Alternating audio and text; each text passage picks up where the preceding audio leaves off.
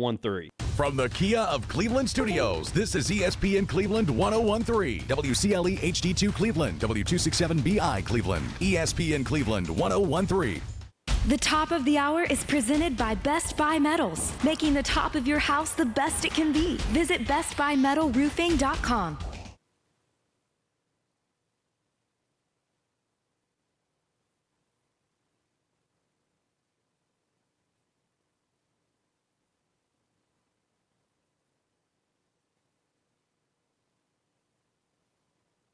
I'm not hearing anything. I'm not either.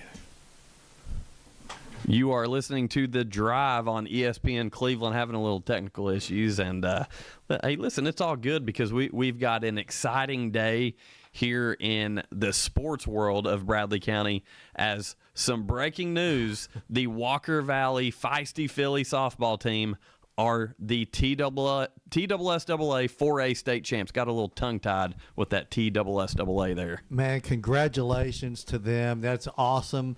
What a performance they've had in the postseason, and bringing home the hardware, man. You got to love it. Anytime a local team can do something like this, it's just I love it, and I'm proud of them.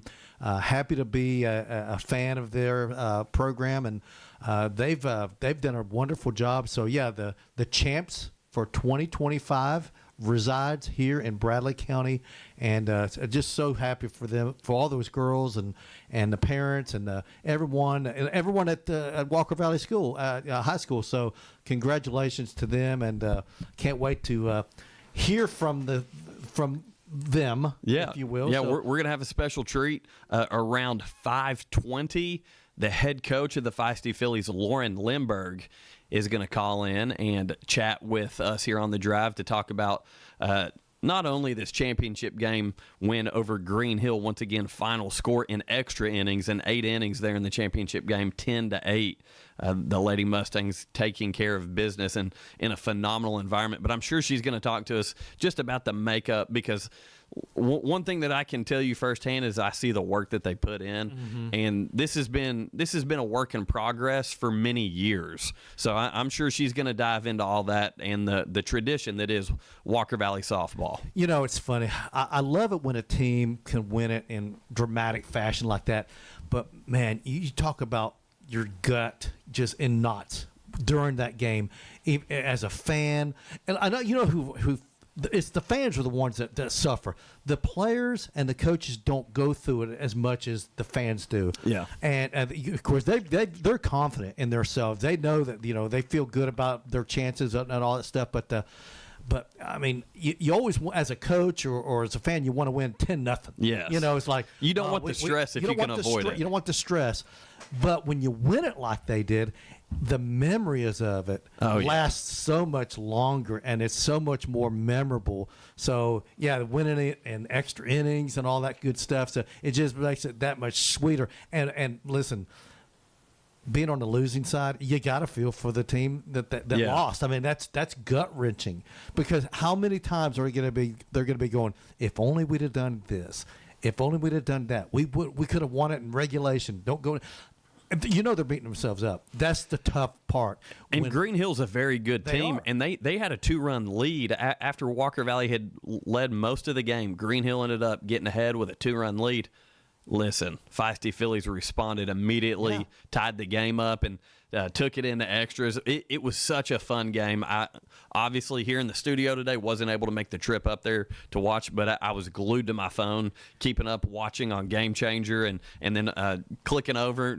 Couple parents that might have been illegally streaming the game. Thankful for them. That was pretty cool to be able to watch that and see everyone's emotion after the win. But, man, it's one of those wins, like you said, you get sucked into it, you get locked in, and you knew it's like a good heavyweight title fight. Like someone's about to hit the canvas, and the Lady Mustangs made sure that it was Green Hill. I think I know the answer to this, but you probably know. In high school softball, in extra innings, do they start with a girl on second base in extra innings? Okay. No. I think there's so many different levels of softball where they do that and they don't do that. And I know that in, ASA, USA softball, they do, but obviously this is TSSAA, and so they don't. So I didn't know how they did that in TSSAA, but I'm just so happy for those girls because I know that they've put a lot of effort into it, and it's a great time to be a feisty Philly. That's it. And I love that nickname, man. Yeah, listen, it's pretty cool, and it's exclusive to the softball team at Walker Valley. No other girls team goes by Feisty Phillies at Walker Valley, and it's something that they're really proud of. And this is a program that since the beginning of Walker Valley 2001, they've had a very rich softball tradition, and they've made it to the state championship game a couple times before and came up just short, couple of runner-ups. They've made it to the Final Four 2 more times. So you're talking about 4 other trips that you've got so close, but no cigar. One thing that really caught my attention after this game today was seeing the embrace between Coach Lauren Lindbergh and Coach April Richards as they just realized that, hey, we had finally done it. And Coach Richards is one of those ones that was on the first teams there, Walker Valley softball. Her jersey's retired. So just the knowing how much it means to them and seeing that emotion at the end was really cool. Have you ever been to the Spring Fling? I have, yes. Did you ever go when it was in Chattanooga? So we actually, I did not. I've been down there for certain events. I didn't go to, I'm trying to remember, I think I went down for like tennis in Chattanooga and then a track event, but I never have went to baseball or softball or soccer when it was in Chattanooga, but I have in Murfreesboro. We covered the baseball state tournament a couple of years ago when Walker Valley made it, covered it a couple of years before that when Bradley made it to the state tournament in baseball. So it's a neat environment. They've really embraced it there in Murfreesboro. And listen, the state of Tennessee, the way the state is configured, it's such a long east to west. And, having it in Chattanooga, I know they got the football there, and people over there in West Tennessee, they can't stand it because that's such a long drive. But Murfreesboro is about as centrally located as you can get. If it's not Nashville, then Murfreesboro will be the second best, in my opinion. But yeah, I think you're right. I think Murfreesboro has really embraced it. I think if you put this event in Nashville, because Nashville is such a pro sport team now, a city, I should say, I don't know if they would embrace it like a smaller community like Murfreesboro. And I'm glad. I hope it stays in Murfreesboro, the Spring Fling. I think they do a good job with it. And their facilities, they've really upped them over the last few years. They've upgraded various facilities. So I'm glad to see it that Walker Valley softball are the state champions. Man, they'll be able to. They'll be talking about this for years. No, there's no doubt. And these young ladies are going to remember this for the rest of their lives. So very excited for them. Some great girls on that team. And listen, we know that some of the girls are going to go on to play, collegiately. But some of these girls, this is it. Yeah. This is the highest that they'll ever get, highest level of softball they'll ever get. And I'm so glad to see all these girls. I know they're thrilled to death. Yeah, and just looking back at the bracket here, the Green Hill team that they beat coming in to the tournament were 33-3. Ooh, man! And of course, Walker Valley was 32-8. Pretty impressive record themselves. But you look at the line of work for Green Hill. I mean, their wins were pretty dominant up to the point of the championship game. And Walker Valley had a couple close games. The Page game was a close one, and Rossview was controlled. I don't want to say it was close. It was controlled by Walker Valley. But to go into that atmosphere and beat a team like Green Hill, who a lot of people consider to be the 1 seed, the true 1 seed, the best team in the state, Walker Valley really showed up and showed out to face some adversity. First, they get the lead. They face some adversity, lose the lead. Then they're able to tie it back up, and then in extras to win it. Just very impressive. So the final score was, did you say, was it 10-8? 10-8. So I wonder what was the most runs that they gave up all tournament long. I'm talking about Green Hill. Did you know can you see their scores? Yeah, so Green Hill won their first round game 15-12. Okay, so they have given up some runs before. But then 8-4 over Dixon County, then 14-2 over Stewart's Creek in looks like that was the semifinal. Okay. Yeah, so it's a solid team. Okay. So yeah. It's not like someone got beat and you show up to the championship and you kind of steal it. That they showed up and they were the best team. Congratulations, man. I love it, man. Yeah, big deal for Walker Valley softball. Hey, some other breaking news. This broke yesterday, and a pretty big deal. It's been out there on the social medias. We've been reading some comments and looking into some stuff, and but Reggie Tucker is out at Cleveland. In a statement from the Cleveland City Schools to Mix 104.1, Cleveland City Schools has announced that Reggie Tucker will not return as head coach of the Cleveland High School boys basketball team for the upcoming school year. We are grateful to Coach Tucker for the time, energy, and dedication he's given to our students and our basketball program during his time with us. The process to identify the next head coach will begin soon, and we remain committed to supporting our student athletes and continuing the strong tradition of Blue Raider basketball. So that was, once again, a statement from Cleveland City Schools released here to us at ESPN Cleveland and Mix 104.1. Well, just like in football, I mean, it's a lucrative job. I think there will be a lot of candidates out there that will be interested in applying for that position. I'm sure a lot of the resumes will be flying in. But listen, I mean, we don't understand why some things are done. It's none of our business, none of my business. But I know that Cleveland High School, there is reasons why things are done, and it is what it is. Yeah, well, I can tell you this much. I'm reading some of these comments on our page here on ESPN Cleveland, things that people have shared. Everybody has an opinion, and I've seen about 25 different ones for why. Listen, one thing is that you can't argue with. Reggie Tucker is a great guy. Phenomenal person, does a lot for the community. He's loved by a lot of people. There's no doubt about that. And, it's one of those situations that really by law, we can't know why this change took place. Yeah. And we don't know. So for people to act like they know and make assumptions and say and point fingers, it's disappointing. And I said the same thing when we dealt with the Coach Tygard situation. I said the same thing with Paul Sawsville, former Walker Valley girls head basketball coach who just stepped down. A lot of rumors and a lot of inaccuracies. I can speak on that one a little bit more. I'm in the building at Walker Valley. Right. Paul Sawsville is a great guy, wonderful person. He made a decision furthering his education and decided to move on, and yet there's rumors and things being said that are just completely inaccurate. That's where we live in. Andy. Yeah, and it's disappointing, though. Social media. It's very and disappointing. Rumors. People like to spread rumors. Unsubstantiated. We understand that stuff happens. That's the reality of 2025. But, listen, I'm sure Cleveland's going to, do their due diligence and make a fine hire to replace him. I hope that he can find another job himself. So we hope it all works out for everybody. Obviously, the kids there at Cleveland High School, they're in, like, what's going on here. Just patience. Easier said than done. I mean, someone of my age, I've learned patience is the best thing. Yeah. But when you're young and you're athletic and you're a starter on the team and you're hoping, you don't know what the future is. And I get it. So my thing is just be patient, have patience, and I think everything will work out for the best. Yeah, and again, I don't think it's anything anyone's excited about. It's disappointing because Coach Tucker, you look at track record athletically, basketball-wise, pretty good track record, pretty good time at Cleveland. So and that's why it's such a very lucrative job. Yeah.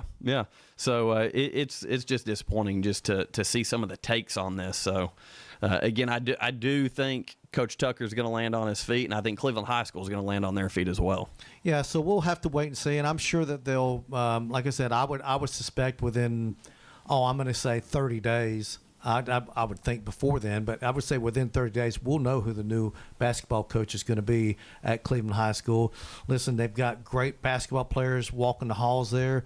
The facilities there are second to none as far as basketball in this area. So I think the future there is going to be just great, and I think they'll make a good hire. And I think that Cleveland High School basketball will be very, very good in 2025-26 next year. I really believe that. Yeah, I agree with you. Hey, some other big news when we come back from this break.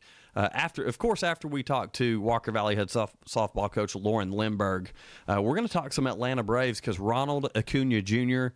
is back. So excited to cover that here coming up as we approach the half hour. But once again, whenever we do come back, we're going to have Lauren Lindbergh, the state championship winning head softball coach of Walker Valley High School. So you're listening to The Drive. Jim, you got anything for us? No, I'm excited to hear what she has to say about the game and basically the overall way that they've elevated that program to win a state championship, their first ever in softball. So excited to listen to what Lauren has to say. Yeah, absolutely. So with that, you're listening to The Drive. We'll be back here on ESPN Cleveland 101.3. By the way, we are streaming on Facebook and ESPN TV as well, mixtv.tv. Catch us on there. Spread the word. Talk to your friends. Let them know. We're excited to have you guys with us when we come back. State champs. The Drive will be back after a quick timeout. Stay tuned for more nonstop sports talk on The Drive, presented by Hardees. Some mornings call for a little extra comfort. Introducing Hardee's new home-style breakfast burritos with cheese, fluffy egg, crispy hash browns, breakfast sausage, bacon, and sliced ham in a warm tortilla served with a side of Texas Pete hot sauce. Home-style breakfast burritos, only at Hardee's. Goodness in the making. My Rewards members get a free blueberry biscuit or sausage biscuit when you order on the app. Limited time only. Exclusions may apply by time of day. See app for terms. Got an injury that just can't wait? There's no need to delay your care. Center for Sports Medicine and Orthopedics is excited to announce that our Urgent Ortho Walk-In Clinic is now available on Saturdays at the Gun Barrel Road location. Open from 8 to noon, we're here to treat sprains, strains, fractures, and more. No appointment needed. So skip the long ER wait and get specialized orthopedic care fast. Visit us this Saturday at Center for Sports Medicine and Orthopedics Urgent Ortho. We're the center for expert care right when you need it. Learn more at sportmed.com. It's the Cleveland Tire Center annual Memorial Day sale. Buy 3 tires, get the 4th free with a free alignment check. Teachers, first responders, 10% off your purchase. Bridgestone, Firestone, and Goodyear. The Cleveland Tire Center Memorial Day sale on now. Cleveland Tire Center, North Lee Highway, Cleveland. ESPN Cleveland 101.3 is powered by Duracell. For a quarter of a century, Mix 104.1 has been taking you out to the ball game. Swanson to first. The Braves are world champions. Since 2000, Mix 104.1 has been the home of the Atlanta Braves, and we're celebrating by giving away tickets to Atlanta Braves games all summer long. Listen for your chance to call or text to qualify. You can also register at the Mix socials on Facebook and Instagram. Braves 25 is presented by Cleveland Ford. Honest people, honest deals. Need a new shop, garage, or other unique space? Explore post-frame building kits from Best Buy Metals. Best Buy Metals kits utilize steel trusses for the ultimate in strength and durability. When you need it to last, call Best Buy Metals. Stop by or visit bestbuymetalroof.com for your custom structure. Do you suffer from unsightly leg veins? Are your legs turning brown or swelling? Do your legs feel heavy, tired, or achy? Do you have restless legs or leg cramps disturbing your sleep? These symptoms are signs of bad veins. Dr. James Gooden at Milligan Vein offers an office treatment that can make you look and feel better, and your procedure is covered by most insurance. Find more information online at milliganvein.com or call Dr. Gooden today at 423-961-5682 and get rid of those bad veins. Welcome back to The Drive, presented by Hardees. Join the conversation. Text 423-749-1013. You can also listen anywhere on our website, ESPNCleveland1013.com. Welcome back to The Drive. Listen, we got a new blonde-headed board op in here that's forgot how to operate music, apparently. So, It's you know, all just right. it is what it is. No shade thrown. Do you want me to sing? No shade over here. You want me to sing a song for you there, Andy? You want me to sing? Go, sing a little bit for us, Jim. Come on, man. You would be very, very disappointed if He's you about heard me sing. he's about to start singing "Cry Me a River" or something like that. Once again, you're listening to The Drive. Andy Morris here, along with Jim Gum, and I believe we've got a caller on the line. And if I'm correct, it is Coach Lauren Lindbergh, the head coach of the state champion Walker Valley softball team. Yes, sir, I'm here. Hey, so excited to talk with you today. First of all, congratulations on such a big, and I'm sure a little bit of a stressful win in the finals against Green Hill. Oh, absolutely. They're a great team, but our girls just fought. They believed in each other. They believed from first pitch to last pitch, and it would have been easy for them to give up down 2 in the last inning, but they just kept fighting. And I just think it shows, how much they care about each other, how much they trust each other, and how much they love each other. Coach, could do a little recap for our listeners out there about how this game went from the first inning all the way to extra innings. Sure. Well, we came out on fire. We used some small ball, scored some runs, got some big hits, and then they just started chipping away at the lead, which we knew they were going to score runs. They're a great hitting team. And then our girls, we got one here, one there, and then they went up in the 7th, 2, and we had to fight back in the bottom of the 7th, and we scored 2, so we tied it up.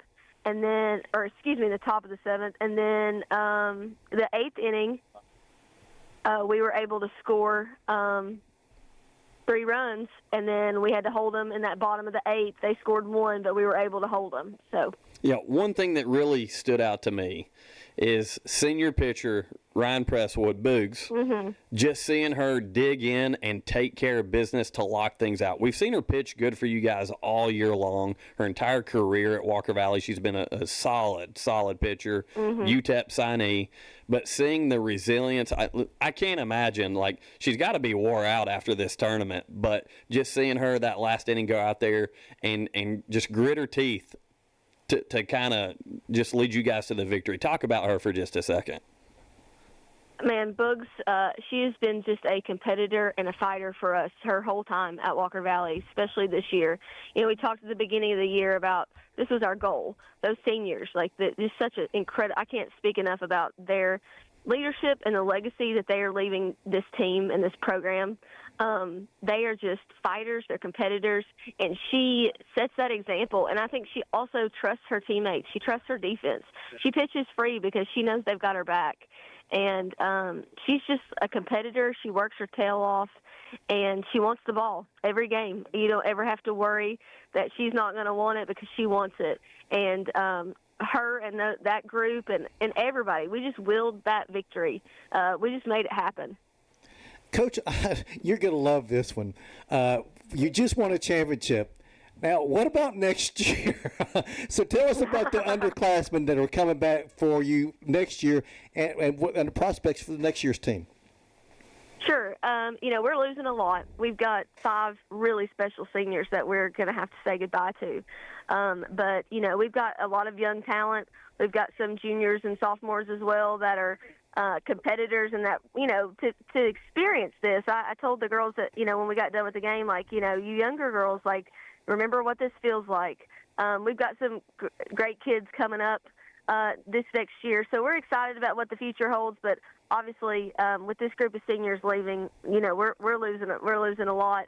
A big piece of my heart is moving on. So, hey, talking about the young girls on the team, one that I know very well, and just have a lot of respect for the way she approaches things. But Nessa Byers.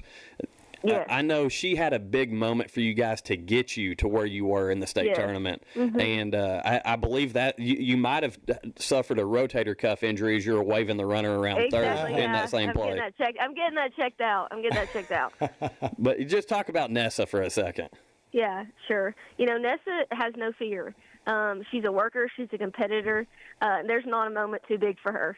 And, in that game against Oakland, I knew she was going to get that hit because she works her tail off. She wants to be the best she can be. She's a great teammate, and she's just come in this year and really just added so much to our team. And I mean, she's played her well beyond her years this year, and I'm just so proud of her, and I'm really excited what the future holds for her. Well, so this next one, I'm probably going to make you get a little emotional on this one, and so you may punch me in the shoulder the next time you see me talking about shoulder injuries. But at the end of this game, those of us that were able to watch, we saw an embrace between you and Coach Richards. And this is a program that you guys have basically been at since day one. And you've made the Final Four times. You've been to the finals, got runner-up a couple times. To finally get over the hump and see you guys have that embrace at the end of the game, that hug. I mean, talking to you about it, I'm kind of like, man, you know, getting a little misty over here. What did that moment mean to you? Oh, man, you know, April's been a part of every state championship run that Walker Valley's had as a player and then as a coach. You know, we just work really well together. You know, she's my best friend, and just to experience that with her was just really, really special. She's poured her heart and blood and tears into this program, and she's not one for the limelight. She's not one to be interviewed on TV or on the radio, but, man, we would not be here without her. And I'm just so thankful for her friendship and what she means to Walker Valley. She loves Walker Valley High School. She loves Walker Valley softball. And her loyalty to this program has meant the world. And the loyalty to me has meant the world to me. And, you know, her and Corey, my husband, like, I mean, we have been through so many wins, so many losses, so many moments. And just having him in the stands and him supporting and leading the cheers, like, that and my parents, like, just to have them there, you know, my in-laws and friends and family, like, it just means the world to me. Coach, we were talking before we got you on the phone about the pressure that sitting in the stands, the fans in the stands. You know, they're probably more nervous than the players are. I know. Jim, they had train whistles at this game, by the way. Like, it was loud and rowdy. I know. So obviously the fan support's great there. How nervous do you think the kids were when they were down 2 runs going into the 7th? Do you think there was any pressure on them? Do you think they were at ease? Well, you know, we talk about, you know, pressure is a privilege because we're in the moment. Like, there's a lot of teams that would have loved to trade places with us today because you've earned that moment. And it's okay to feel pressure because it just means you care. It just means you want it. They wanted it so bad for each other, for those seniors. You know, did they feel pressure? I don't know, maybe, but they knew because they believed in each other and they loved each other that they could get the job done. And so we've talked a lot. We've talked a lot about that, and they just did such a great job. I'm just so proud of them. Yeah, Coach Lindbergh, once again, the state champ head softball coach of the Walker Valley Feisty Philly softball team with us here on ESPN Cleveland 101.3 The Drive. Glad to have her kind of recapping what happened today in the state championship game. Once again, 10-8 win over Green Hill for the state championship. Coach, when you think about what this means not only to that group of girls, but the alumni. You talked about April. You've talked about the foundation that was kind of set. Right. And I feel kind of blessed because I'm one of the people that I've been able to, for years now, to kind of see behind the scenes. Like, this isn't just like a fluke thing that you guys run. Like, you guys put the work in. That's well known. People that are up at Walker Valley are very aware that you guys put the work in. What does this mean to all of your alumni that kind of built that foundation? Yeah, that's a great question. Like, I want to say thank you to Coach Chris Stone and his wife Shannon. You know, they started this program. They had a high standard, and it's because of people like them and the alumni, all the alumni that were there. As I hugged them, like I said, this is because of you. I've been fortunate to coach a lot of special girls over the years that did not get this moment. But their contribution to the program means so much, and they've paved the way for this group of girls to experience this moment. And so every girl that has put on that Lady Mustangs jersey is a part of this moment because they've left a legacy of love and winning and competitiveness that, you know, these girls, they're getting to experience, but it is a total program win. And I'm just so thankful to be a part of this family. Well, you can hear the emotion coming out in you, Coach, and we're, as fellow Bradley Countyans, everyone in this city and this county are so proud of you, and congratulations from everyone, especially that's followed this program, been a part of the Walker Valley program from day one. Thank you. That means a lot. Thank you. Well, I definitely know that you've got a really proud husband right now because I talked to him on the phone a little while ago. He is very proud. So, like I say, we could not do it without Corey and what he means, how he helps at the field. I mean, it's a lot of things that people don't know. People don't understand all the things that goes in to building a program and all that we do. And without him, like, we would not be here in this moment. And I just cannot thank him enough. The love and the support that he gives me day in and day out. When we lose, when we win, when we're upset, when we're thrilled, like, he's been steady since I met him my senior year of high school. And so I just appreciate him. Yeah, that's great. And listen, I want to put this in perspective for you a little bit. When you think about our community, first of all, you're bringing another state title, another piece of hardware back to this community that has storied athletics between Cleveland wrestling, Sure. Bradley wrestling, Sure. Cleveland football. Now Walker Valley softball, just as important every bit in that mix of those conversations. I mean, that's a big deal, and I hope you guys for the next little while are able to enjoy, embrace, because those kind of programs, it doesn't just happen. The makeup is hard work. It's camaraderie, and you guys exemplify all of that stuff. You do all the right things, and I'm so happy that it's paid off for you. Thank you so much. I really appreciate it. My grandfather, Bill Walker, he won a state championship with Bradley basketball back in the day. Mm-hmm. Yeah, back in the Bradley 60s. girls basketball, And Bradley boys as well. Yeah, Bradley boys, and I always wanted to be like him. And so that's awesome. I'm sure he's looking down. That's great. So, thank you. That is awesome. Well, listen, on a lighter note, you're going to have all those awesome graphics that I was just bragging on outside of the dugout. You're going to have to update that now because you got to add a state championship to it. Yes, sir. We will. Well, listen, very happy. Congratulations once again. Thank you. Walker Valley Feisty Phillies softball team state champs 10-8 over Green Hill today to bring home the 4A state championship. Amen. Well, Lauren, have a great day and tell those girls we're proud of them. Appreciate it. Thank you. Bye-bye. All right, see you later. Andy, I don't know if you know this. I've umpired for years in this town and did a ton of girls' youth softball. I guarantee you I've umped some of those girls that won that I'm sure you championship have. when they I'm were sure like you have. 5 and 6 and up to 11 and 12 and whatnot. But there's such a commitment in this county for all sports, and the commitment to youth softball is so good. And I'll tell you right now, all those volunteer coaches that go the extra mile to teach these girls the right way to play, and they get in these tournaments on the weekends, and the moms and dads have to, drive them all over Tarnation. A lot of that stuff is overlooked, but this is what happens when you put work into it and you get the dedication. You can just hear the emotion in Coach Lindbergh, and it's worth it. It's worth it because I'm telling you, the memories that are made from here, this will last a lifetime. These girls, 50 years from now, when they're 68, 67 years old, they'll be going, yeah, you remember that state championship we won back in 2025? I'll promise you that will happen. Great example of that. So Ryan Lovelace, who does a lot for our station, runs for Lee University, but Ryan is a great commentator. He's got a brilliant future ahead of him if he decides to do that. He and I were able to call I believe it was it was one of the girls' basketballs. It was either I think it was a region tournament game, or either district or region, one of the two, and it was Ottawa and Walker Valley,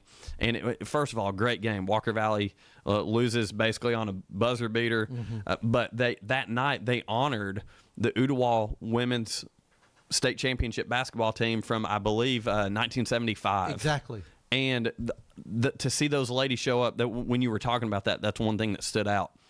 Personally, I was fortunate enough to be a part of a dynasty of a wrestling program at Bradley High School. And it's one of those things you don't forget about. You enjoy it. You embrace it. When you run into your old teammates, you talk about it. And people like me that are still around sports and coach, it comes up in conversations like this all the time. So it's really special for them to finally get that gold trophy after getting a couple silver and battling and being one of the premier programs in the state, to finally get that hardware it solidifies. You're right. And, I've talked about, those 3 championships that Benny Monroe won at Cleveland. Yes. I was at Bradley when they won the 1976 football championship. I was at Jim Smitty's national champ girls team. I was attending Bradley back then. And stuff like that, you cling to that stuff. You hold on to it because that's what everyone plays to win the championship. It's so hard to do. We don't know what the future of Walker Valley softball is going to be because I'll promise you, Green Hill's not going away. Other programs are there. So it may be another 10 years before Walker Valley. Let's hope not. Let's hope they go back to back. I'm just saying, right? Well, of course that's and Bradley's girls, but it's hard to do because it is. Everyone else is working just as hard as you are, and the breaks have got to go your way. Everything's got to work out perfectly. It's like I say, it's like the perfect storm. The perfect storm. And to win this game 10-8 in extra innings makes it that much sweeter. Yeah. It really does. Yeah, definitely a great interview once again with Walker Valley head softball coach, the leader of the Feisty Phillies, Lauren Lindbergh. Wonderful interview, and she is probably going to get mad at me because I kind of baited her into the emotional stuff. But listen, those are the most genuine answers and I knew she was going to give us those, and so very thankful for her taking the time to call into our show. And, just wear her heart on her sleeve. Yeah, you could hear the love that she has for her husband, also the love for the assistant coaches, and the love she has for those girls. And there's so much. How much work did they put in back when it was like 30 degrees outside and yucky outside, and they were probably practicing inside the gym. Yeah. And then it all comes to fruition here today. And they're state champs. Yeah, and so I was thinking about this today when I was watching the game. Great turnout. One thing that our community, you talk about the importance of stuff in our community, the support is phenomenal. The bleachers were packed up there. They were loud. I mean, it was. I don't think I've seen a crowd like that at a high school softball game before, especially when you're having to travel to Middle Tennessee. Wonderful crowd, but it even made me think back to wrestling season. Right now, Cleveland High School Wrestling has a machine rolling, and the amount of people that came up to Franklin to watch them, we're blessed in this community to have successful programs. Yeah. You look at what the Barretts just did in the state tournament again. Look at the Glass House; they had people showing up. Absolutely, that is phenomenal. So the cool thing about it is we've got to see all 3 schools at the highest stage in high school athletics between Bradley's girls basketball program, Cleveland's wrestling program, Walker Valley softball program. We've got to see all 3 schools blessed, this year man. Excel. That's rare. Blessed. That is very rare. We've talked about this multiple times on our show, of how successful so many sports are in this area. And if you look at the population, we're not exactly the size of Chattanooga or Knoxville or Nashville or Memphis. Yeah. We're way smaller than that. I think we're the 13th largest county in the state. And for that small of a population to have this much success, it's special. It really is. We are blessed, man. And it all goes back to dedication and commitment to these coaches, to the players, to the parents, everyone. It takes a village, if you know what I mean. It takes a village, and you get everyone that supports it, and they buy into it, and they go the extra mile, and it pays off. And like I said, don't take this stuff for granted because we don't know the next champion that's coming out of our county. It might be 4 years. It might be 4 months. We don't know. But, man, it's special. Every time it happens, it's special. And you've built these bonds with all your teammates. These girls on this Walker Valley team, they're bonded for life because of this. And I promise you, like you said, 30 years from now, they'll have a big thing, dedicate or like a celebration of the 2025 Feisty Phillies. I'm telling you, that will happen. I may not be around to witness it, but you will. I do hope that whenever they reach that milestone of 25 years in 2050, I hope me and my walker make it with my bad knees. I make my way in to celebrate with them. Yeah, and say, I remember the late Jim Gunn talking about that. The late, not so great. The late, not so great Jim Gunn. We love you, Jim. Yeah. We love you, Jim. Hey, real quick, we're going to take a break. When we come back, we've got to talk about our Bravos because it's a big night down in Atlanta as a certain individual makes his return. probably batting leadoff. I would presume so. I would think so. You can't plug him anywhere else. No. So we'll talk more about Ronald Acuna Jr. and his return to the lineup of the Bravos when we come back. The Drive will be back after a quick timeout. Stay tuned for more nonstop sports talk on The Drive, presented by Hardees. This is John Davis, the trade-in man for Kia Cleveland on South Lee Highway, announcing our Memorial Day 10 event. We're honoring our fallen war heroes and those who have served by doubling our military rebate to $1,000. Plus, we'll take any trade in any condition and give you $10,000 over Kelley Blue Book fair value toward the purchase of any new 25 Kia Sportage or Sorrento in our huge inventory. And we'll get you out of your old clunker, even if you have months left or still owe thousands. Worried about your credit? Don't sweat it. Kia Cleveland is the home of credit forgiveness. Don't forget, I'll beat any deal from anywhere in Georgia, Tennessee, or Alabama. Come see me, John Davis, the trade-in man, and we'll be open all day Memorial Day at Kia Cleveland on South Lee Highway in beautiful Cleveland, Tennessee, where getting the best deal is as easy as 1, 2, 3. Looking for the dealer who's gonna give you more. Kia of Cleveland Superstore. Negative trade equity finance and new loan subject to lender approval expires month end. KiaofCleveland.com. Hardee's original bag packs 2 full-size favorites, plus fries and a drink starting at $5.99. Pair any 2 items. Choose from a charbroiled double cheeseburger, hot ham and cheese, or hand-breaded chicken tender wrap. Or choose 2 double cheeseburgers for just $1 more. A great big bag of original goodness starting at just $5.99. Only at Hardee's. Download the Hardee's app and join my rewards for special offers. These items only, tax not included. Price and participation may vary. When you need a new roof, it's all about trust. Your home is too big an investment and you can't afford to make a mistake. Cleveland Plywood has the products and expertise you're looking for. Contractors have trusted them for over 50 years, and they carry only proven products from reputable suppliers like IKO. IKO Cambridge is one of the heaviest weight asphalt shingles you can buy, and their limited warranties are among the industry's best. Protect the investment you've made in your home. Go with the pros at Cleveland Plywood, 2700 20th Street Northeast in Cleveland. Call 472-3357. Hey guys, this is Dan Good from Crown. Just reminding you that Crown Ram is Cleveland and Bradley County's Ram headquarters. Do your legs feel heavy, tired, or achy? Dr. James Gooden at Milligan Vein offers an office treatment that can make you look and feel better, and your procedure is covered by most insurance. Visit milliganvein.com or call Dr. Gooden today at 423-961-5682. When it comes to your vascular health, you have a choice. Don't wait weeks for an appointment or settle for less than the best. At the Vascular Institute of Chattanooga, we make it easy. Timely appointments where you're seen in days, not weeks. No referral needed. We're the only vascular practice in the region to accept self-referrals. And we have 6 convenient locations. Expert care, always close to home. Choosing VIC means choosing the regional leaders in vascular care, where experience, convenience, and advanced treatment come together for you. Your health, your choice. Choose VIC. Call today or visit vascularinstituteofchattanooga.com.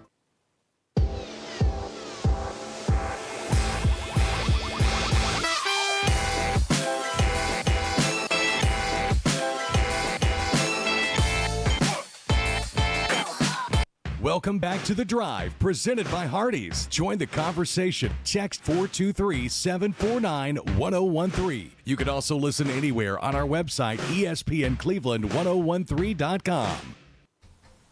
For over 100 years, Mayfield Dairy has been delivering farm fresh dairy, beloved by Southern families. In 1983, Mayfield introduced its iconic yellow jug. And guess what? That yellow jug protects the milk from harmful light rays, and it also protects the flavor nutrients in the milk. Learn more about Mayfield today at mayfielddairy.com. I love Mayfield milk, man, and that yellow jug is iconic, man. They've been doing that for so long. I can't remember them not having. I was about to say, it's pretty much my entire lifetime. Yeah. I don't recall anything other than that. But listen, my favorite thing to do, and I know we're about to talk some Atlanta Braves baseball because Mayfield is our sponsor here on The Drive for all of your Braves coverage here on ESPN Cleveland. But one of my favorite things to do, especially in the fall and leading into the Saturday kickoffs of college football, I turn on College Game Day, which we've only got one more game game day with Lee Corso. Yep, that's right. First one. Yep. But I get me a big bowl. The Notre Dame fan that I am, I pour my Lucky Charms, and I fill it up with some delicious Mayfield milk out of that beautiful golden jug. And I sit there and I watch College Game Day eating my Lucky Charms every Saturday, unless I'm at a wrestling tournament. But are you still 12 years old? Listen, I embrace it as long as I can. I embrace it. And usually my kids are right there with me doing the same thing, so it's a little family tradition. Okay, I got you. So, yeah, we're going to talk a little bit about what's going on in Atlanta. And we thought that this was going to happen this Friday. So, Ronald Acuna back in the lineup for the Braves. And I'm telling you, Andy, they've been hovering around 500. It seemed like for a month. They're either right at 500, a game over, or a game under. I have a feeling that this is going to be the spark plug that gets this team rolling into June and July. That I think that he's going to be the key to this Braves team. That you're going to see the Braves start to get a little bit closer to Philadelphia, New York, a little bit closer, and then they're going to be fighting for that division once all is said and done. I'm so confident in that. Listen, I absolutely hope that you're right, and I think it's a good possibility because the spark, the athleticism, the defense, just the power, the base running, everything that Ronald Acuna brings to the table ignites a team, and I could definitely see that happening. Unfortunately, losing a bench piece, a guy who played a role over the past several seasons as the former starting shortstop Orlando Arcia was the corresponding move as he was DFA'd today. So listen, might clear waivers, might remain in the organization. I don't think he probably will. Someone's going to try to get him because he's got a lot defensively to offer, and maybe someone thinks they can get his bat figured out. But the big news, as we salute Orlando Arcia and thank him for his time in a Braves uniform, is that we've got our guy back. As the Braves said, La Bestia. Yeah, and the thing is, now that they've got Ronald Acuna back, you've got that depth there in the outfield and coming off the bench now.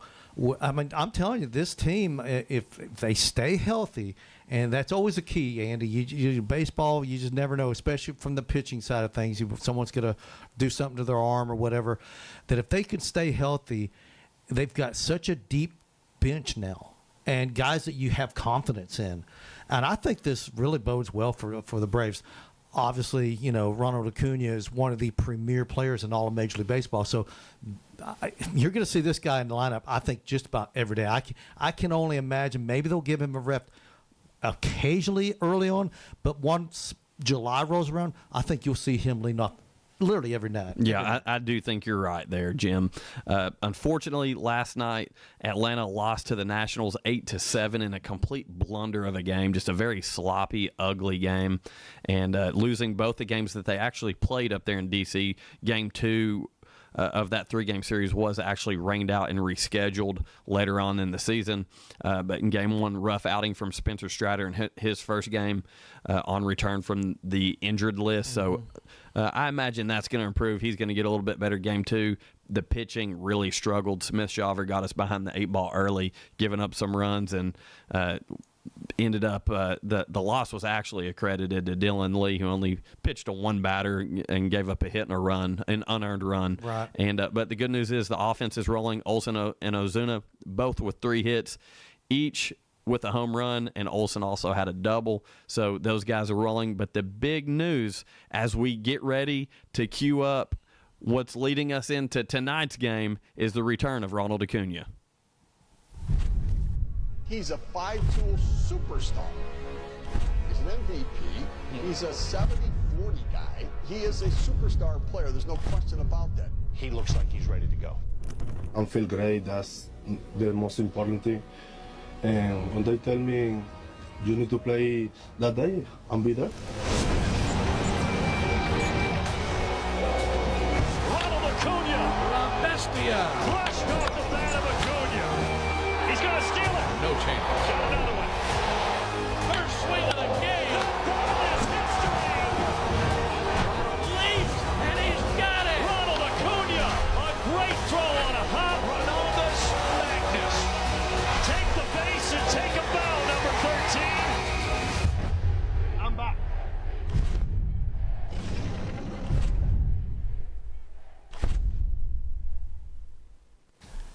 He indeed is back. Man, I'm fired up for tonight's game. 7:15 first pitch as Chris Sale and the Braves take on Nick Pivetta and the San Diego Padres down at the TP, as I like to call it, Truist Park. And the Padres are the team that they got things going the wrong direction for the Braves to open up the season. So maybe the Braves can return the favor and maybe do a little sweep job on San Diego this weekend. Although I think if you win 2 out of 3, you're going to be thrilled. But obviously, the Padres do pose. They're a good team. That's a solid lineup. It's a really good team. Good pitching, but too. I love the fact that Chris Sale's on the bump. I just love this guy. I think he's top 2 or 3 pitcher in the National League right now, even though his record may not indicate that. But when he's on the mound with that lanky left-handed, pitching, it's tough to get, hit this guy.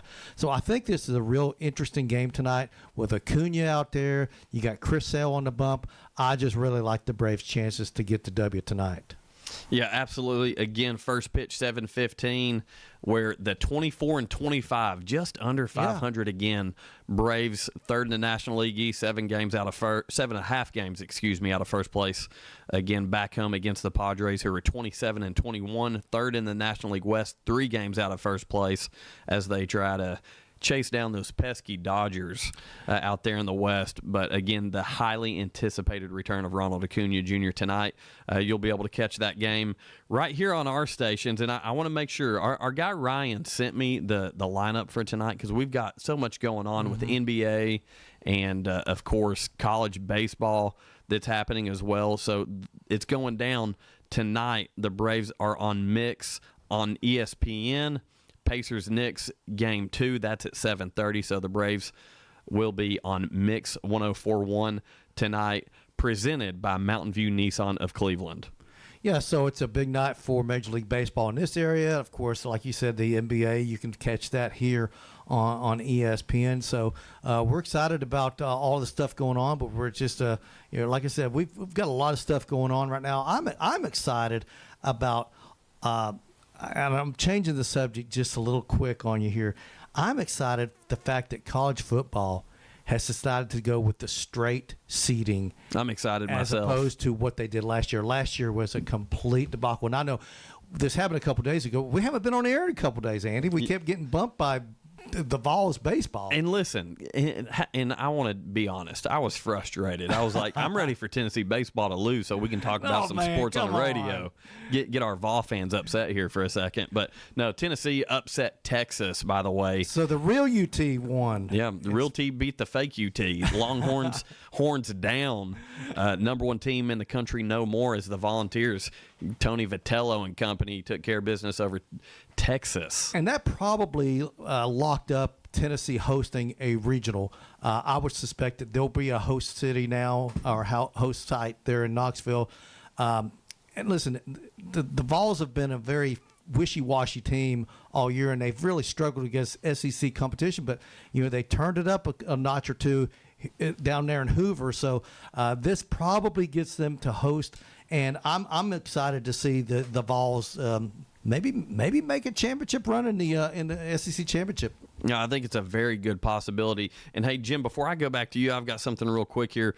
Also from the spring fling, we had some local athletes do pretty good.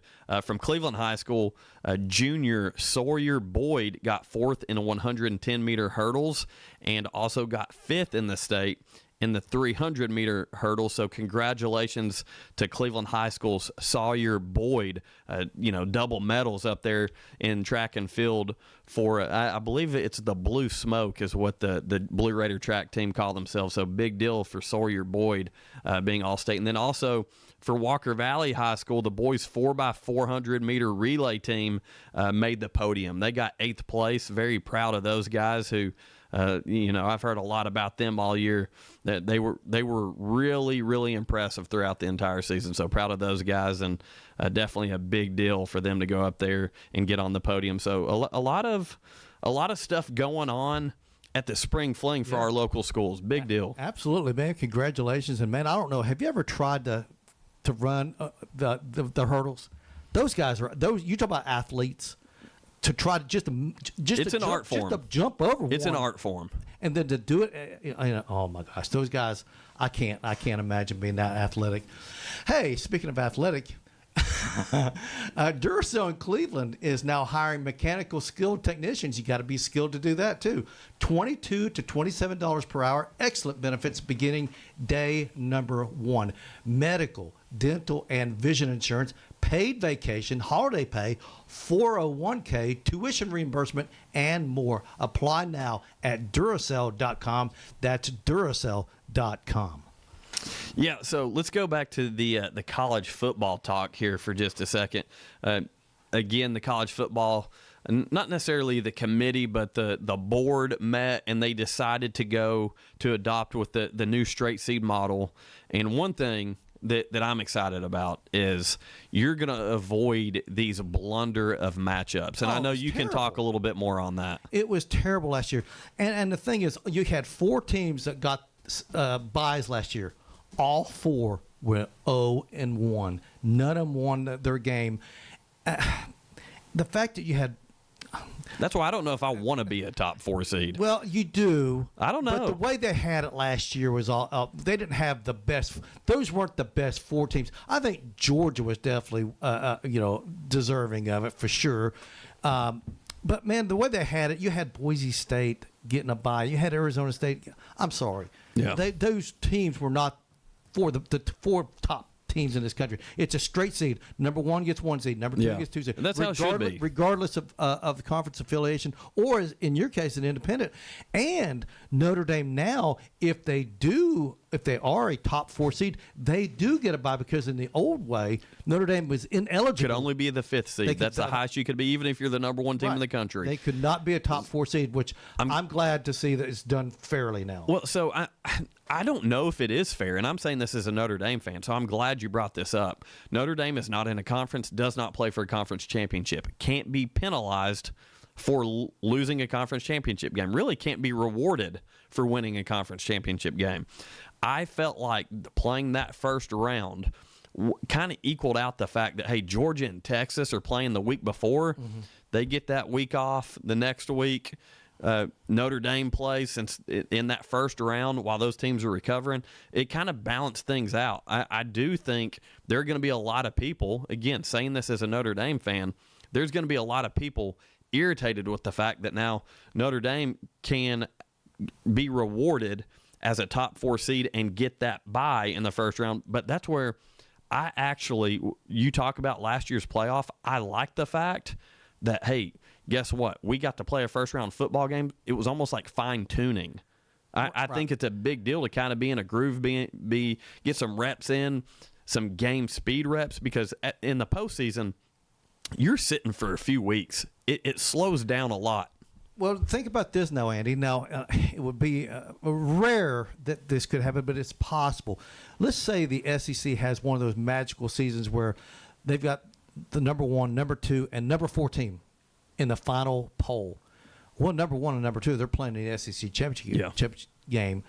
The number 4 team, they're not playing. They're sitting at home. They would still get a bye also. That's true. So they would be in the same boat as Notre Dame. That's true. It's possible. Now, that's why we got Jim Gum here, by the way. It's unlikely. That's why you're here. It's unlikely, but it's possible. It's possible that one conference could have 3 of the top 4 teams. The 2 of them would play in a championship game. Obviously, one would win, one would lose. And the other one wouldn't play at all and would still get that top 4 seeded bye. So, do you see this possibly contributing to the downfall of conference championships, the championship games? Absolutely. Here's the thing. Would it be advantageous? Let's say your quarterback's 80%. Put the second string in there. And if we lose, we're still in. We're still in the playoffs. Obviously, winning increases your odds of getting a 1 or 2 or 3 seed, 4 seed, whatever, that you're going to get that bye. If you lose, the odds of you getting a bye are greatly diminished. But I could see a team or a coach saying, you know what, I'd rather this guy be 100% for a playoff game than the SEC championship game or the Big Ten championship game or whatever, because the more important games are the playoff games. Win or lose the SEC championship game or Big Ten championship game, you're in the playoffs regardless. Will you get a bye? Will you get a home game? It doesn't matter. You want to be 100%. So we'll see how all this stuff out. It's still in it's still in its infancy, and I still believe, Andy, that we're going to see this go from 12 to eventually 14 and possibly to 16 within 3, 4, 5 years. I think it would be so much fun to see it expand. This sample that we got last year, though, for me, was so much fun. I can speak as a fan of a team that got to host a first-round game on campus. Mm-hmm. That is the biggest win in this whole thing. Being able to have football on campus in the postseason, meaningful football. It's a different atmosphere. It's a different feel. Listen, the old-timers, the lifelong season ticket holders at Notre Dame show up at midday Saturday throughout the entire season, golf clapping as the Irish score a touchdown. It was really nice to see the stadium lights on, people on their feet, not sitting on their butts, being loud, screaming. That atmosphere was different. I feel like because of the system that we had last year, Tennessee was cheated out of that. You're right. Neyland Stadium should have hosted a college football playoff game last year, and they shouldn't have been playing Ohio State. Had this been the straight seed, Tennessee would have hosted SMU. Now, they would have put a beat down on SMU. Ask any Tennessee fan, who would you rather play, Ohio State in Columbus or SMU in Neyland Stadium? Hello. SMU would have laid a brick. Well, and here's the one thing that I still wonder if maybe we're going to see this. Think about this. We'll use Ohio State as an example. Their fans had to buy tickets to go watch them play Tennessee. Then if they wanted to follow them to play Oregon, they had to fly to Pasadena, buy tickets to the Rose Bowl. They won that. Now they got to go back home. The next week, buy more tickets, buy another plane ticket to Dallas to watch them play Texas in the Cotton Bowl. They won that. Well, go back home again, and then a week and a half later, buy more seat tickets, buy more airplane tickets to go to Atlanta to watch them play Notre Dame.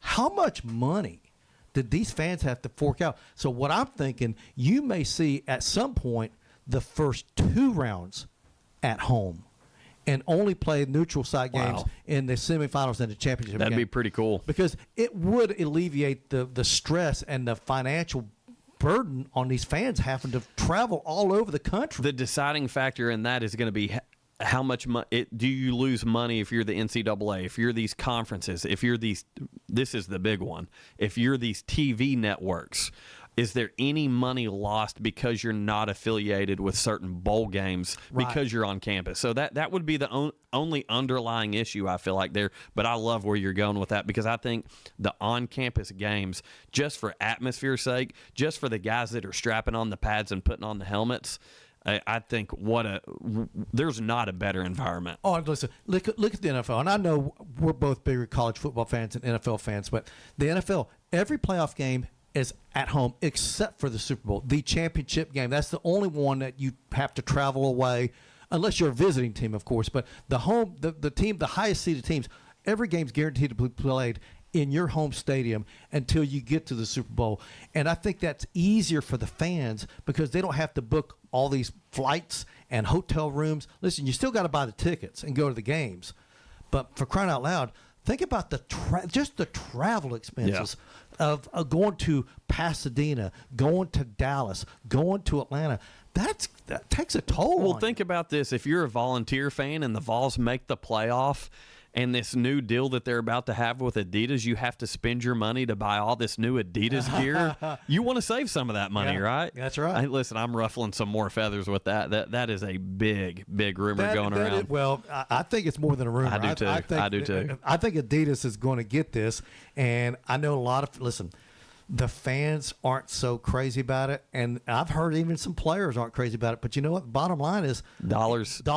Money talks. Dollars are the thing that's the deal breaker, the deal maker, and when the dollars are there, you're going to roll with it. And right now, Adidas is going to make Tennessee the face of Adidas collegiate football in this country. They'll be the number one brand as far as not the Nike brand, but the Adidas brand. So you've got other schools out there that wear it. I mean, Texas A&M wears it. Indiana wears Miami it. now. Miami. So you've got some decent name teams, but from what I've heard, and you've probably heard the same thing, that Adidas is willing to say Tennessee will be the kingpin of Adidas. What Oregon is to Nike, Tennessee's going to be to Adidas. Great example. Yeah, and what Notre Dame is to Under Armour. Under Armour. That's right. Yes. You know, Auburn's an Under Armour school. Yeah. I think Maryland. I think Northwestern. Navy. Yeah, you got some others. Navy's not the face though, but we Notre love Dame, those guys. Notre Dame is the face of Under Armour, and they just are. I mean, when I think of Under Armour, I think of Notre Dame.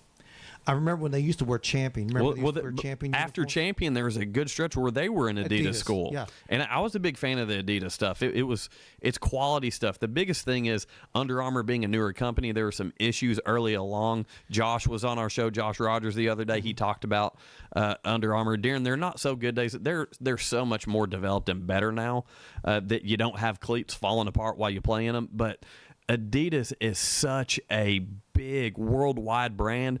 They can bring the money to the table. That's the most important thing. Don't be 15 for a second. Don't worry about the logo on the jersey. Worry about the dollar signs that are going to help you recruit. That's right. And, and I think that will help.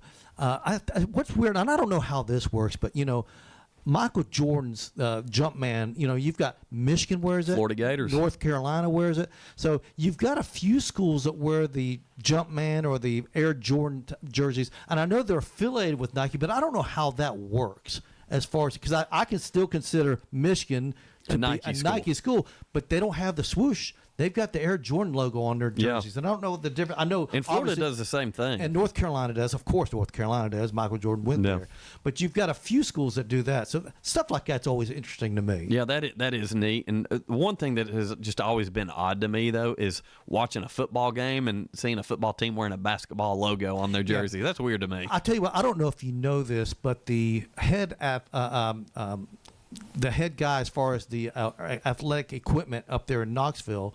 Roger Frazier. Yeah, went with school here. Yeah, oh yeah. I'm gonna give him. I'll get him on our show. Let's do it. We'll make it happen. I can make that happen. Yeah, there we go. I went to high school with him. That's awesome. I'll get in touch with him. We'll have him on the show. We'll ask him how all this stuff happens. Now he's not negotiating, but he does. He's handling. He's handling. Yeah, he's handling the work. Yeah, so we'll get him on the air. We'll get his take on this Adidas, assuming this does in fact happen. Yeah, so we'll do that. I'm glad we hit on that. That was one of the topics we kind of had earmarked, like we may or may not get to it. Glad we talked about it today, because I don't think you and I have got to have that conversation. Hey, yesterday Bobby Cox, Hall of Fame manager for the Atlanta Braves, turned 84 years old. So happy birthday to the, in my opinion, one of the greatest managers in the history of the game. And also some baseball news down in Chattanooga.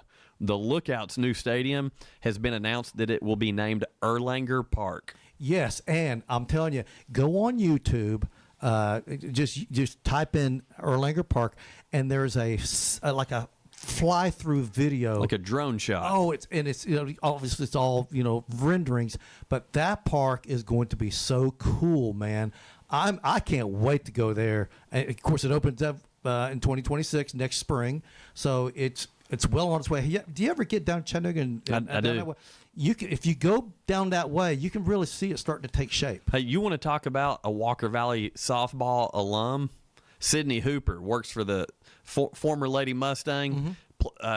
Great college career, played at Austin Peay. She is down there working for the Chattanooga Lookouts. We should get her on the show. I think we could make that happen. Absolutely, man. That would be great. So we'll get a little bit more information about that. But like I said, I encourage you, anyone out there, get on YouTube and type in Erlanger Park and watch that. Like I said, it's a rendering, like a drone fly through. It shows what it's part. This park's going to be amazing, man. And like I said, it's going to open up like in April of 2026. So, it's taking shape, but they're incorporating. What's so cool, Andy, is they're incorporating some of that old foundry into the new ballpark. Almost like San Diego. Speaking of a team we're playing tonight, they've got right. the warehouse out there in left field. The metal, whatever, something metals. Yeah. I don't remember what it is. Western Supply Supply Metals or something like that. Yeah, but they incorporated that old building into it. Really, really cool. Yeah, that is neat. And with that being said, I'm a sentimental person. Like, I'm going to try to go down to as many Lookouts games this year as I can to enjoy the riverfront. That's something that's always been a lot of fun. Don't always enjoy walking up the stairs and the hill to get to the stadium, especially with this knee. We'll find out, I guess. But I've always enjoyed being able to go to a ball game and then just walk right down the road, right there to the riverfront, get some ice cream with the family. We always make a fun little trip when we do it. So definitely want to embrace and enjoy the last few games at AT&T Stadium before we make the transition over to Erlanger Park. Yep. I went to the very first game at AT&T. Of course, it was called Bell South Park back then. But was it when the Reds came? Reds and was it the Orioles? They played it. I believe you're right. But I was at that game, and you know who else was there? Former President Bush. That's pretty neat. He was there, and he was probably 75 feet behind me on the left. He was in one of the suites, of course. You're talking about W, right? I'm talking about the first. HW. Yeah, HW. Okay, I'm talking about I got you. The first Bush, his daddy, you know. I was about to say, fool me once. Yeah, exactly. I don't know if Barbara was there or not. That's pretty cool, though. But yeah, he was there, and of course Ripken was there. It was really cool. It was really cool. If we're just being honest, while we got about a minute left here, I really wish they would have taken Ingle Stadium and just completely revitalized it and made the move back to Ingle. Man, have you been by? It's sad. It's sad. I don't think they can. Come on, Chattanooga. I don't think they can fix it up. I think it's beyond repair at this point. Beyond repair. I think at some point they're going to have to just demolish that place. Do better, Chattanooga. Come on, man. And why? Will someone please explain to me why UTC does not have a baseball program? Drives me crazy, man. Drives me crazy. Well, again, I know it's Title IX. Title IX. I know it is. And they're the only Division I wrestling program in the state of Tennessee. That's part of it. Yep. And so numbers, when you have a football program at your school, when you look at men's athletics, when you do have like an odd program, like a wrestling program or a hockey program, things of those sort, that really messes with the numbers. Because football has so many, and I know they've got the rowing, and they've got. Do they have ladies wrestling at UTC? They do not, but hey, see, that's what they. That's a way to do. fix it. That's what you add the ladies wrestling. Add program, some women's wrestling. You add baseball. Come on, UTC. Listen, Mox baseball would be pretty cool to watch, and at Ingle Stadium, fix it up at historic Ingle Stadium. Have UTC fix it up. Have the UTC play there. Have a good little rivalry with ETSU, who pretty much sounds like they're kind of the most dominant team in Southern Conference of baseball right now. I believe they just won the conference. Yeah, so that would be cool. Maybe I remember when UTC had a baseball program, and gosh, they dropped it in the 70s. And I thought, oh well, they'll bring it back. It'll come back. They'll come back. Yeah. Here it is, like 40 some odd years later, or almost 50 years later, it's still gone. So anyway, hey, just to confirm, Ronald Acuna Jr. will be hitting leadoff tonight for the Atlanta Braves. So I meant to say that a little while ago, but excited about Acuna's return to the Braves lineup and maybe getting back to 500. Man, I'm so tired of this 500 talk. I think Ronald Acuna is going to do something big tonight. I'm not saying he's going to hit a home run, but I think he's going to do something exciting, and we'll see. Either a grand slam or something crazy. Or maybe make a diving catch out in the outfield, or maybe a double to knock in a couple runs in the 7th or 8th inning. I think he's going to do something big at some point tonight. I just have that sneaky suspicion. Listen, I'm going to go, since you said it, I'm going to go ahead and call it now. First at bat, Ronald being aggressive, he loves to swing at first pitch. He does. He loves to swing. I'm saying Ronald's tanking one, baby. He's going deep. He's sending one to the home run deck. That would be calling cool. It right now. How about if he goes opposite? To the home run? Yeah, hit opposite way. Opposite field home run. Yeah, to the... he's got great power to right field. He really does. To the chop house. To the center field. He can hit it anywhere. Obviously, when he hits when he pulls it, it's when he hits his tape measure home runs. But this guy's got tremendous power to all fields. So I can't wait to watch it, man. I'll be watching it. Yeah, excited. Once again, that game will be at 7:15. First pitch, Chris Sale on the mound for the Braves against Nick Pivetta. Good pitcher's duel right there, by the way. That's kind of overshadowed by the return of Acuna. Very good pitcher's duel. And you'll be able to catch that game on Mix 104.1 NBA basketball, which we didn't get to today. OKC. Up 2-0 now. Yeah, playing some good basketball. They got the MVP. Yeah, I mean SGA. SGA won the MVP, and he had 30 some odd points last night. He looked great. Yeah, he looked great last night. And of course, you've got the Knicks, who blew that game against the Pacers the other night. They've got to win tonight to get it even at 1-up with the Pacers. So big time sports going on, but nothing bigger than the Lauren Lindbergh and the Feisty Phillies. I keep wanting to say the Mustangs. I'm sitting there going, they're not the Mustangs. The Lady Mustangs, but they're the Feisty Phillies. They win the state championship 10-8 over Green Hill. So congratulations to Walker Valley softball. Bringing back some hardware. Love it, man. Love it. Hey, listen, we've got the weekend ahead of us. We hope everybody has a safe and happy Memorial Day as we approach that. And, of course, when we come back, we're going to cover a lot of sports from the weekend. So tune in with us next week. I'm pretty sure we're going to be in the studio Monday, unless someone makes a phone call and says, I'm available. If you're here, I don't know if it is Memorial Day. We're planning on it, but if the powers that be say no, then we won't. We'll see. You got to do what you're told sometimes. Hey, for Jim Gum, I'm Andy Morris. Thank you for tuning in with us today. It's been a blast, as always. Have a great weekend, everybody. It's time for a Don Ledford of Cleveland traffic update on ESPN Cleveland 101.3. Don Ledford Chevrolet Buick GMC, located on North Lee Highway in Cleveland. Or visit donledford.com for details. Don Ledford, where we say yes. It's on-time traffic with Commander Chuck. Good afternoon. Clearing up this car fire, vehicle fire here on 75 northbound, just before the Ottawa area. It's got traffic